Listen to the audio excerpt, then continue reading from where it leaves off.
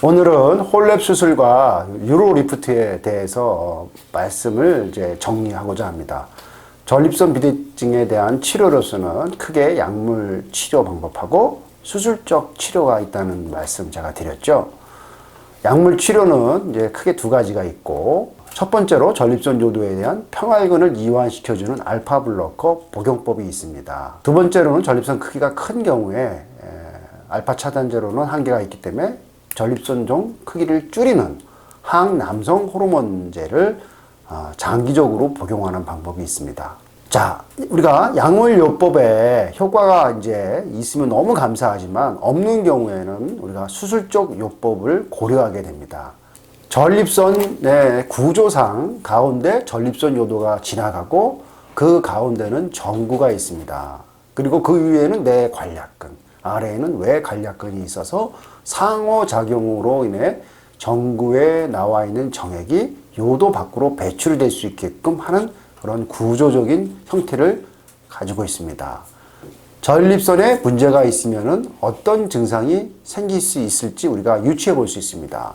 전립선 요도로는 소변이 지나가고 또 정구에서 나온 정액도 같이 지나가는 같은 통로입니다. 그렇기 때문에 전립선 비대증 증상이 있으면 소변 보는 데 문제가 있는 배뇨장애, 그 다음에 사정하는 데에 사정장애가 생길 수가 있습니다. 배뇨장애 증상은 비대된 조직이 바깥에서 안쪽으로 전립선 요도를 압박해서 생기는 증상이 있고, 이런 증상을 우리가 바로 요로폐색 증상이라고 하는데, 소변에 잔뇨감이 생기고, 그 다음에 소변이 끊어지고, 소변이 가늘어지고, 소변 볼 때 아랫배에 힘을 주는 그런 요로폐색 증상이 생길 수가 있습니다.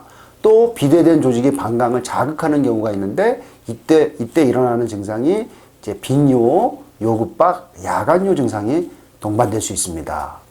이런 증상들이 심해지면 수술적 요법을 실행하게 되는데, 전립선 비대증의 가장 효과적인 수술 방법은 홀랩 수술입니다. 홀륨 레이저를 이용한 비대된 조직만을 선택적으로 방류해서 적출해내는 전립선종 절제 수술입니다. 그리고 전립선 요도를 압박하는 비대된 조직을 리프팅, 실로 위로 당겨주는 것이라고 표현할 수가 있는데, 하는 방법도 있습니다. 이것이 바로 유로 리프트 수술입니다. 이 수술의 가장 큰 차이점은 홀랩 수술은 비대된 조직을 해박적으로 모두 방리하는 것이기 때문에 정구 위아래의 관략근에 영향을 미칠 수가 있습니다. 그렇기 때문에 정액이 앞으로 나오지 못하는 역행성 사정이라는 증상이 나타날 때가 있습니다. 하지만 요로폐색 증상은 정말로 확실히 좋아집니다. 그리고 빈뇨, 요급박, 야간뇨, 이 방광 자극 증상은 천천히 없어집니다. 홀랩 수술은 전립선이 비대되어 있어서 전립선 요도를 압박하고 방광까지 압박하여 소변 나가는 것에 장애를 일으키는 환자에게는 정말 이상적인 수술법입니다. 우리가 나이가 50대나 60대 초반에 역행성 사정에 대한 두려움이 있다면은 홀랩 대신에 유로 리프트가 좋습니다. 왜냐하면 전립선종을 원인적으로 제거하지 않지만 전립선 요도를 바깥쪽에서 안쪽으로 흘러내린 것을 잡아주는 효과적인 수술법입니다.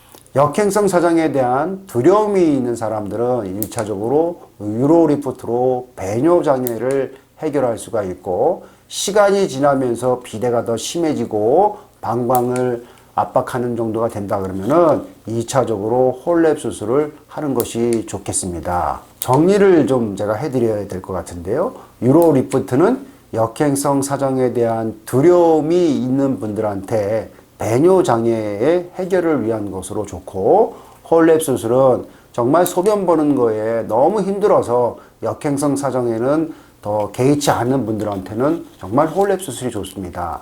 방광 자극 증상이 있는 경우에는 홀랩 수술을 하더라도 서서히 좋아지고 6개월 이후에는 증상이 지속된다면 방광에 대한 약을 추가적으로 복용할 수도 있습니다. 결론적으로 전문가와 본인의 배뇨 증상, 전립선 크기, 방광 기능, 그 다음에 역행성 사정에 대한 두려움, 유무를 상담으로 충분히 상담한 다음에 수술을 선택하는 것이 좋겠습니다. 감사합니다.